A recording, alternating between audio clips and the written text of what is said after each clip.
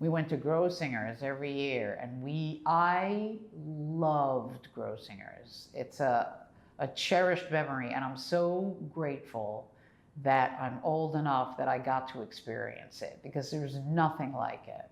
These were resort hotels where your meals were included. And by meals, I mean they would bring the menu to you and you didn't select everything. Everybody got one of everything. So they would put like 8 matzo ball soups and 8 halved chickens and 8 plates of chopped liver. And I mean, it was insane. Like cruise eating, but Jewish and more. And they would have great shows, and you'd see comedians and dancers and activities, and it was a really great time. My dad would take me snowmobiling and ice skating, and the rink would say, "Have an ice day." There was a sign.